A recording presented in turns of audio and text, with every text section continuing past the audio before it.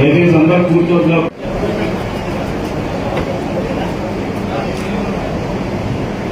అలాగే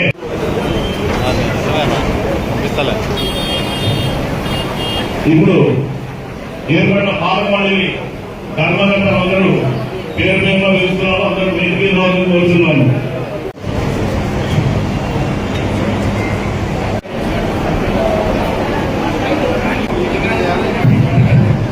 అతిథులు అందరిచే జ్యోతి ప్రజ్వల కార్యక్రమం జరుగుతున్నాము.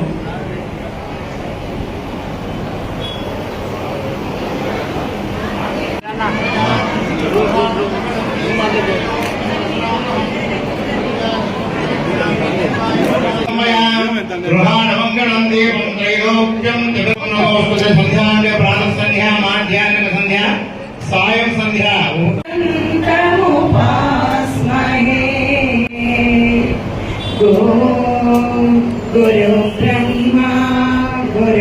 అంటే ఆ నా పుణ్యమే.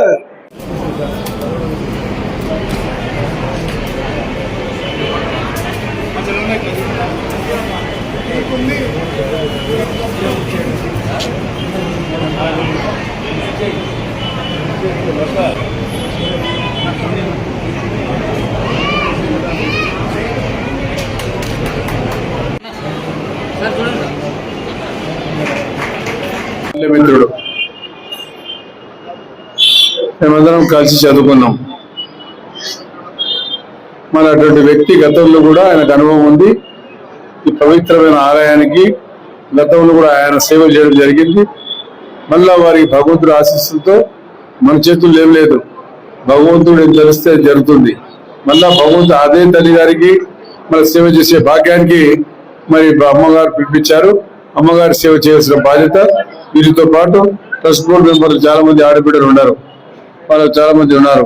అందరి అయ్యగారు ఉన్నారు. వారికి అందరికీ పేరు పేరు నమస్కారాలు తెలియజేసుకుంటూ, అదే విధంగా మా ఇంటికాంటి పాపం చాలా రోజులు పేరైతే తెలుసు కానీ ఆశాపురి ఆయన చాలా రోజుల నుంచి వ్యాపారం చేసుకుంటున్నాడు. 30 సంవత్సరాలు అయితే పరిచయం ఉంది. వీడు లక్ష్మణ్ సింగ్ గారు, వీడు కూడా మనతో ఉన్నవాడు, రోజు మనం కలిసేవాడు, పిలిచేవాడు. సరే అందరి పిల్లలు వేశాం. మనం ఈరోజు తల్లి దర్శనం చేసుకున్నాం. తర్వాత మన శ్రీశైలం మళ్ళా నంద్యాల నవరంతులతో కూడిన నంద్యాల మన శ్రీశైలంలో ఉండే మల్లికార్జున స్వామికి, మళ్ళీ ఇక్కడ ఉండే మన లక్ష్మణ్ సింగ్ రోజు కనపడతా ఉంటాడు. మన ఈశ్వరుడికి కూడా పూజలు చేసి ఈ రోజు కార్యక్రమాన్ని మనం చేయడం జరుగుతూ ఉంది. అది చాలా సంతోషం. ఈరోజు మన గురుతరమైన బాధ్యత లక్ష్మయ్య గారి మీద ఉంది. మరి లక్ష్మయ్య గారు అందరికీ కలుపుకొనిపోయి ఈరోజు ఈ కార్యక్రమాన్ని సమావేశాన్ని మళ్ళా నాకు సన్మానం చేయాలని చెప్పి అక్కడ నేనేమో మీరు ప్రమాణ స్వీకారం చేయలేదు అనుకున్నాను. మరి దానికోసం మళ్ళీ ప్రమాణ స్వీకారం చేయమని చెప్పడం జరిగింది. మరి పెద్దలు మురళి ఉన్నాడు. ప్రతి విషయంలో కూడా నేను ఎక్కడికి పోవాలన్నా, బయట పోవాలన్నా, విఫల్యాలు చేయాల్సినటువంటి ఈ సేవాకారం సహకరించినటువంటి నా శ్రీమతి గారికి సమాపమైన ధన్యవాదాలు తెలియజేస్తున్నారు. అలాగే ఈరోజు గతంలో కూడా 2 సంవత్సరాల కాలకోవడానికి చైర్మన్గా చేశాము. అప్పుడు ఎన్నికలు మార్పులు చేయాలని చేసినప్పుడు కొన్ని అవాంతరాల వల్ల నేను చేయలేకపోయినాను. అయితే ఒకటి మెత్తని చెప్పేదంటే దేవాదాయ శాఖలో ఉన్నటువంటి దేవాలయాలకు ధార్మిక సంపదకు ఎటువంటి సంబంధం లేదు. దేవాదాయ శాఖకు అనుబంధంగా నడుచుకున్నప్పుడే ధార్మిక సంస్థలకు వాళ్ళకు గుర్తు పెడుతుంది.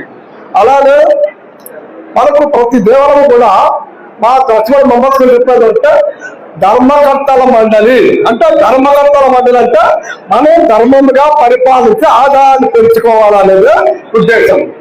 అటువంటి ధర్మకర్తల మండలిగా మనం నిర్మండలము అందరూ కూడా ఒక మాట నిలబడి దేవాలయాలకు పూజల విషయం లేదనేవి పరిశ్రమల విషయంలోనేవి అభివృద్ధి విషయంలో కానీ మనమంతా ఒక మాట మనకు మినిస్టర్ గారు అనేటువంటి పరికరాలతో మనం కలిసి వాళ్ళకి కావాల్సిన నిధులు చెప్పుకొని అభివృద్ధి చేసే అవకాశం ఉంది.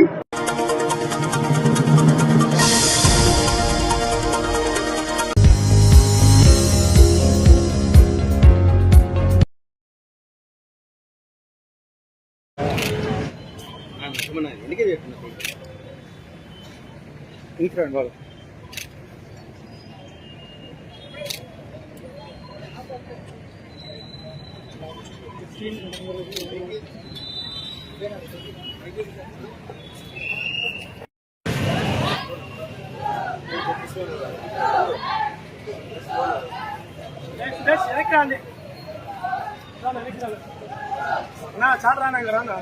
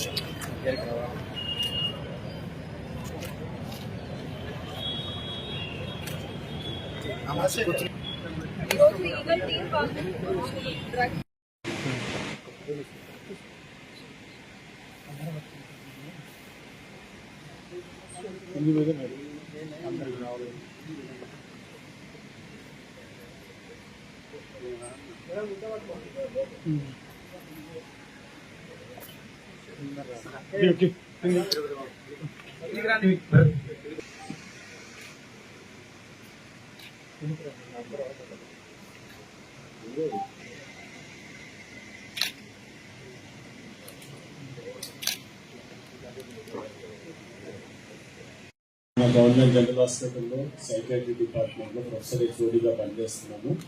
సో నేను మొదటగా నాకు అవకాశం ఎందుకు ఇచ్చారంటే నేను నిత్యం రోజు నా పనిలో ఏ ఒక్క రోజు కూడా దీనికి బానిస అయిపోయి ఇబ్బంది పడే వాళ్ళను చూడకుండా నా రోజు గడవదు. ఎందుకంటే అంతమంది దీనికి లోన్ అవ్వడానికి ఇది ఇన్ఫ్లుయెన్స్ అయ్యే ఏజ్ అన్నమాట. సో కొంతమందికి ఏమో నాకేం తెలియదులే, నాకు అప్పుడు వచ్చినప్పుడు చూసుకుందాం అనుకుంటాము. కొంతమంది నాకు అయిపోయింది, నాకేం సంబంధం లేదు, లేదంటే నా ఇంట్లో ఎవరికి లేదు అనేది కాకుండా సో మనం అందరం ఏంటంటే ఒక సమాజపరంగా చూసుకోవాలి. సో ముఖ్యంగా ఏంటంటే డ్రగ్స్కు బానిస అవ్వడం వల్ల మొదటి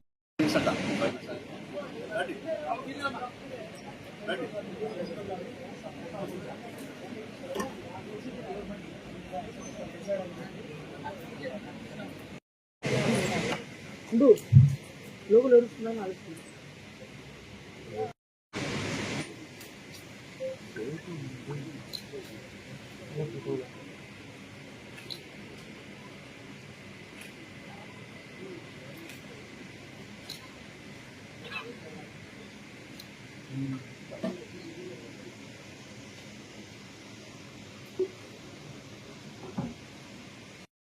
అంటే ఏది మంచి ఏది చెడు, నేను నాకు ఉపయోగపడే పని ఏంటి, నా కుటుంబానికి ఉపయోగపడే పని ఏంటి, సమాజానికి ఉపయోగపడే పని ఏంటి అన్నది ఎప్పుడు ఏదో ఒక థాట్ ప్రాసెస్ మన బ్రెయిన్ లో నడుస్తూ ఉంటుంది. మనంతటా మనం సెల్ఫ్ ఇనిషియేషన్ తీసుకునేటప్పుడు, ఒక మంచి పని చేసినప్పుడు మన ఈ బ్రెయిన్ చాలా సంతోషంగా పెడుతుంది. అంటే ఒక రివార్డ్ సర్క్యూట్ అనేది ఉంటుంది. దీనికి కారణమైన హార్మోన్ ఆ న్యూరో ట్రాన్స్మిటర్ చూస్తే డోపమైన్ అన్న హార్మోన్ మనకి రిలీజ్ అయినప్పుడు మనం చాలా ఉత్సాహంగా చాలా సంతోషంగా ఉంటాం. ఈ కొకైన్, హెరాయిన్, గంజా, టొబాకో ఇంకా చాలా ఉన్నాయి డ్రగ్స్ లో. ఇటువంటివి తీసుకున్నప్పుడు ఏం చేస్తుంది అంటే ఈ రివార్డ్ సర్క్యూట్ ని హై చేస్తుంది, యుఫోరియా అంటారు. అంటే మనం చాలా హైగా ఫీల్ అవుతాం, చాలా ఏదో గొప్పగా సాధించినట్టు ఫీల్ అవుతాం. అంటే మనలో ఉండే ఒక సర్క్యూట్ ని వేరే వాళ్ళు హోల్డ్ చేసేసారు. ఎవరి కంట్రోల్లోకి వెళ్ళిపోయినా, డ్రగ్స్ కంట్రోల్లోకి వెళ్ళిపోయినాం. మన బ్రెయిన్ మన కంట్రోల్లో లేదు. ఈ రివార్డ్ సిస్టమ్ ని అది హోల్డ్ చేసేసింది. హోల్డ్ చేసిన తర్వాత ఏం చేస్తుంది, పదే పదే తీసుకోవాలి. ఈ సంతోషం గురించి పదే పదే నేను డ్రగ్ తీసుకోవాలి, లేదంటే స్మోక్ చేయాలి. ఇటువంటి ఆలోచనలన్నీ మనకు వస్తూ ఉంటాయి. వస్తున్నప్పుడు ఏమవుతుంది, డబ్బులు కావాలి కొనుక్కోవాలంటే తల్లిదండ్రులకి డబ్బులు అడుగుతాం. మొదటిసారి ట్యూషన్ అంటాం, తర్వాత బుక్ కొనుక్కోవాలంటాం, కాంపిటేటివ్ ఎగ్జామ్స్ కి ప్రిపేర్ అవ్వాలి అంటాం. రెండోసారి అదే పనికి అడగలేము కదా, అబద్ధం చెప్తాం. మూడోసారి అబద్ధం చెప్తాం. అంటే మన థాట్ ప్రాసెస్, మనం ఏం సాధించాలి, మన గోల్ ఏంటి అన్నది మన కంట్రోల్లో లేకపోవడం వల్ల అబద్ధాన్ని నేర్చుకున్నాం.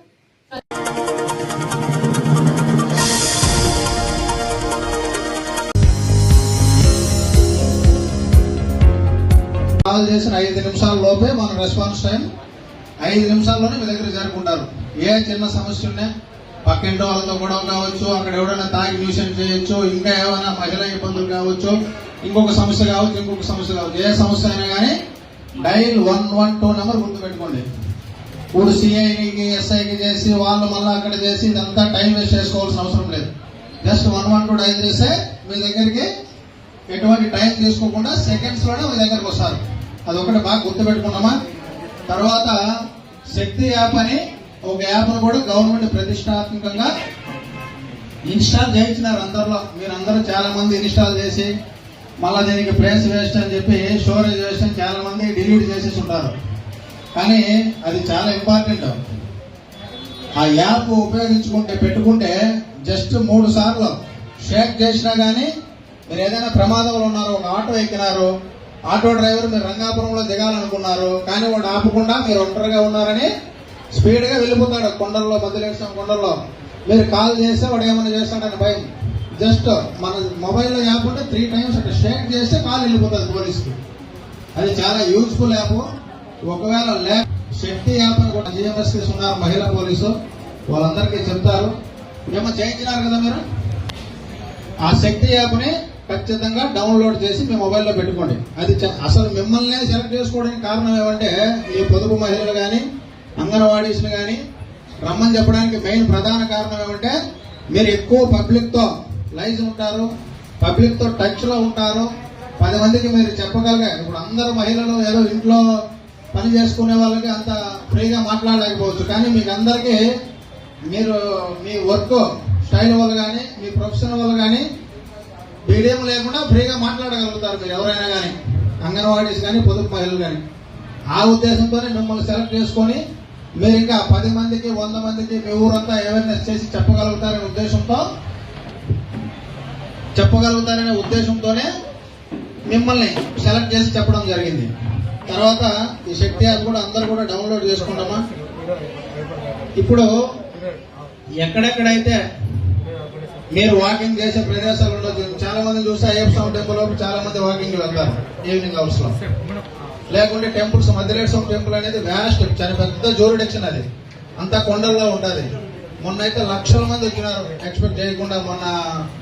మన వైకుంఠ ఏకాదశి రోజు విపరీతమైన జనాలు వచ్చినారు. మీరు ఎవరైనా వచ్చి చూస్తే లాస్ట్ ఇయర్కి ఈ ఇయర్కి చాలా తేడా ఉంటుంది జనాలు అటెండెన్స్ లో. చాలా మంది వచ్చినారు ఈసారి.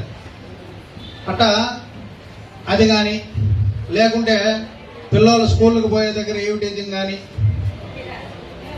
లేకుంటే మీరు బయట చైన్ స్నాచింగ్ జరుగుతుంది, బయటకు పోయినప్పుడు ఎక్కడైనా ఇబ్బంది ఉంటుందంటే ఇట్లాంటి ఏరియాలల్లో గవర్నమెంట్ ఇన్స్ట్రక్షన్స్ తో, ఎస్పీ గారి ఉత్తర్వులతో అబ్జర్వ్ చేయడం జరిగింది.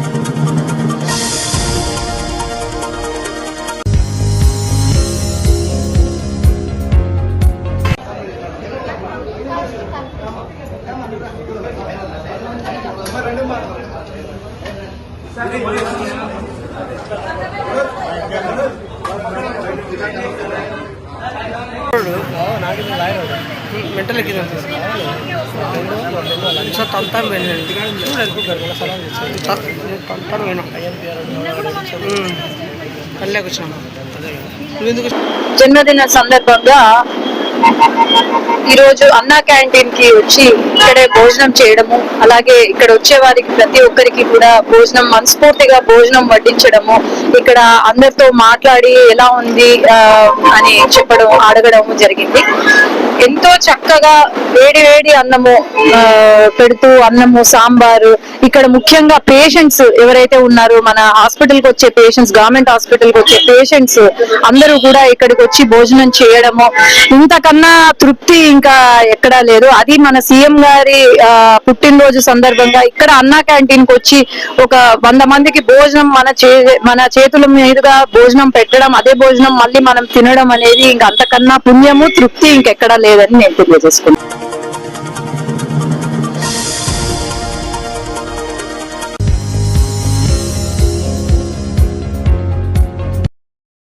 నంద్యాల జిల్లా ఆళ్లగడ్డ పట్టణంలోని చాంద్ వీధిలో దారుణం చోటు చేసుకుంది. కట్టుకున్న భర్తనే కాలయముడిగా మారి భార్య పుష్ప 30 ని కత్తితో గొంతు కోసి దారుణంగా హత్య చేశాడు. కుటుంబ కలహాల కారణంగానే ఈ హత్య జరిగినట్టు తెలుస్తుంది. హత్య చేసిన వెంటనే నిందితుడు చెన్నయ్య పిల్లలను తీసుకుని ఇంటి నుండి పరారయ్యాడు. ఘటనా స్థలాన్ని ఆళ్లగడ్డ డీఎస్పీ శ్రీనివాసరావు సందర్శించారు. మీడియాతో ఆయన మాట్లాడుతూ క్లూస్ టీం ద్వారా వివరాలను సేకరిస్తామని ఆయన తెలిపారు. టౌన్ పోలీసులు కేసు నమోదు చేసుకుని దర్యాప్తు జరుపుతున్నారు.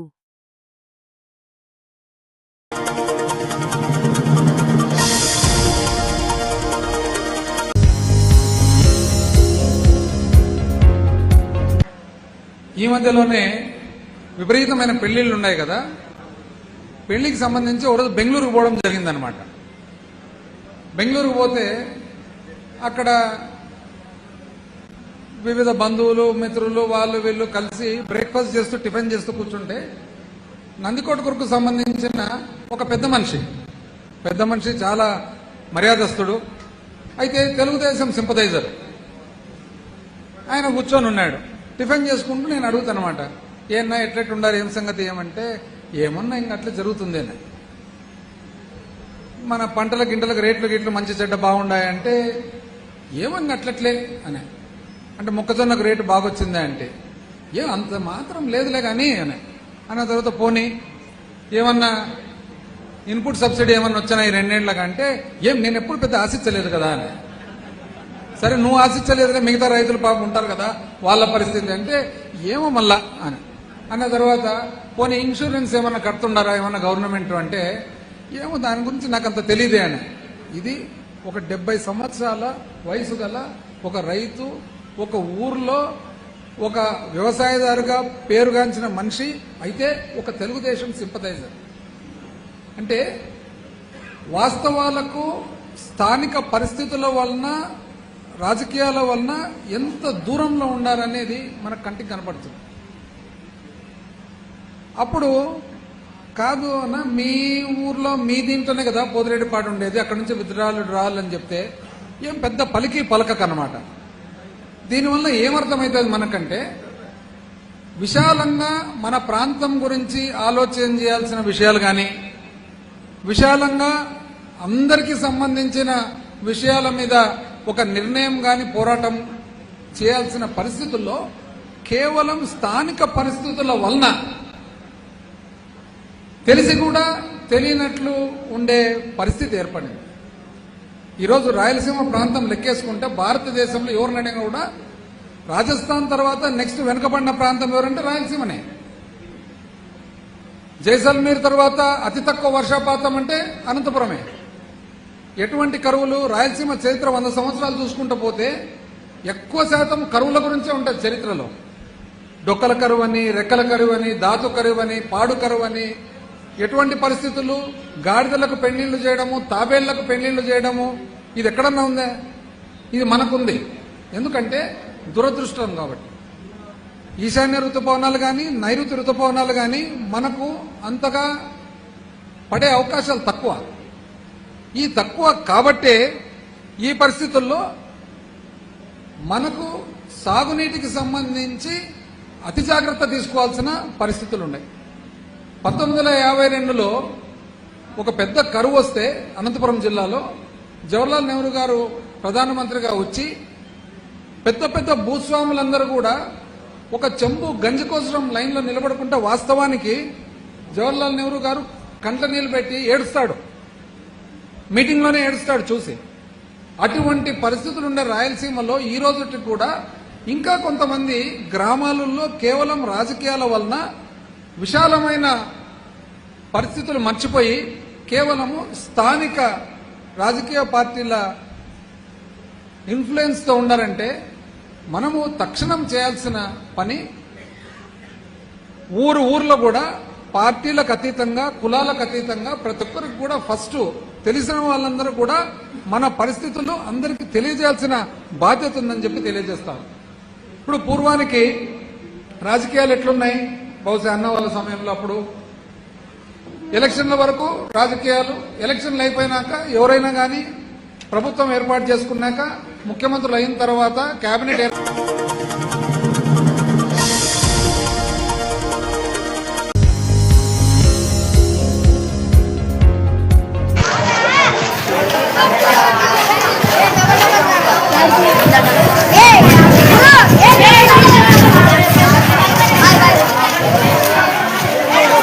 అరసండ్రా గట్టిగా అరుస్తుంటా పడదా.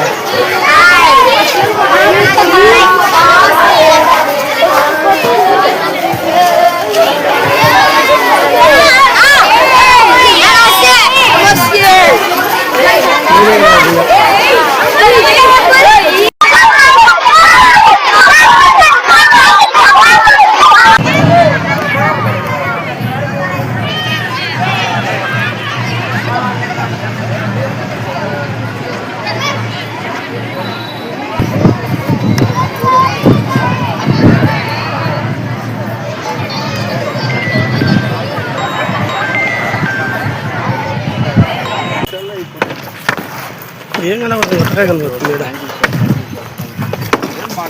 కొద్దిగా అర్జెంట్ ఉన్నప్పుడు మిమ్మల్ని అట్లా అడుగుతాం సార్.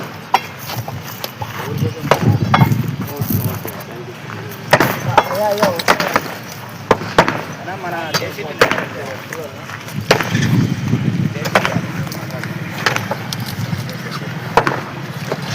కింద పైకి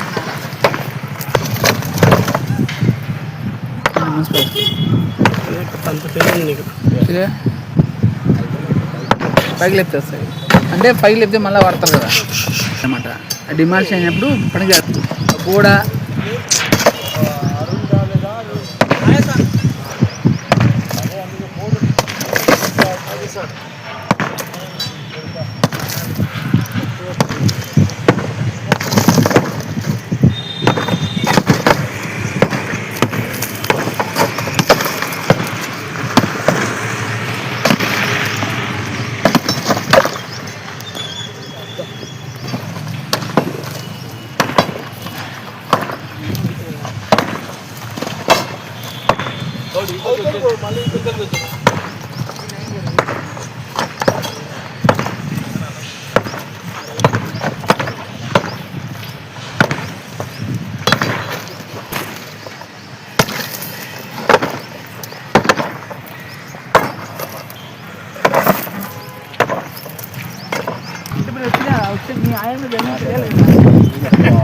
దగ్గరుండి ఇచ్చి లేపిన పడలేదు. సరే సరే.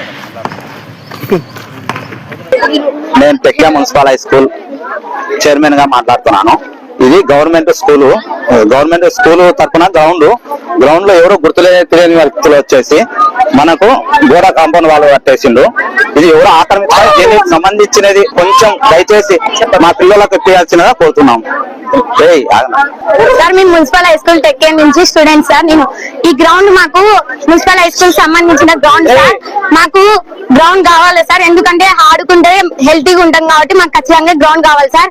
ఇది ఎవరో తెలియదు సార్, వాళ్ళు మాత్రం గ్రౌండ్ గోడ కట్టినారు సార్, దాన్ని రిమూవ్ చేయాలని మేము కోరుకుంటాం సార్. ప్లీజ్ రిక్వెస్ట్, మాకు ఆ గోడని రిమూవ్ చేయాల్సిందిగా కోరుతున్నాము, అప్పుడు మేము బాగుంటామని కోరుకుంటున్నాం సార్. ఇక్కడల్లా క్లీన్ చేయాలని కోరుకుంటున్నాం సార్.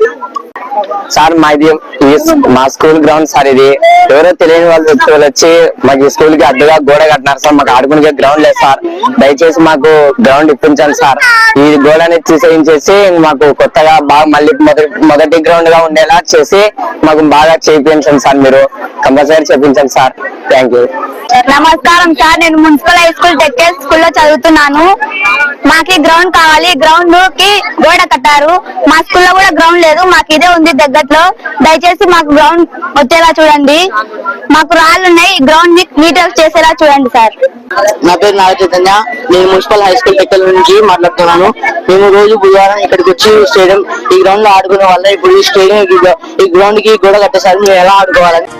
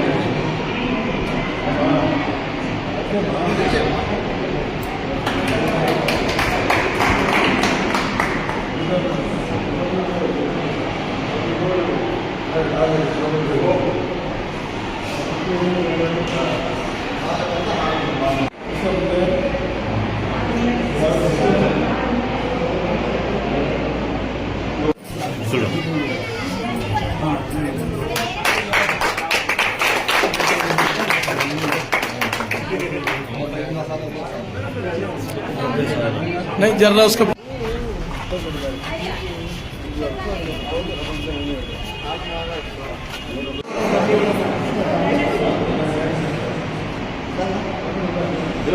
सर लोड का सर पट्टू लोड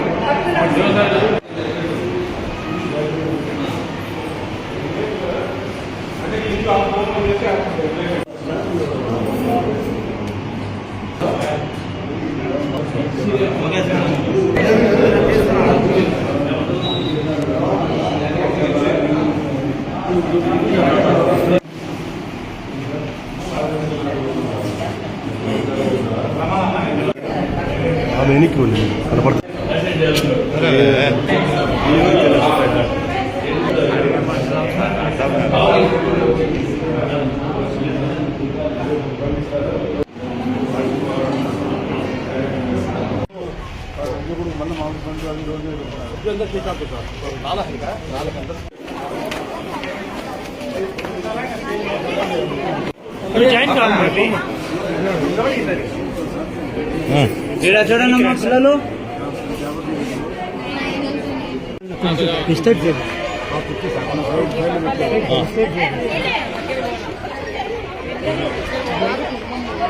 అన్న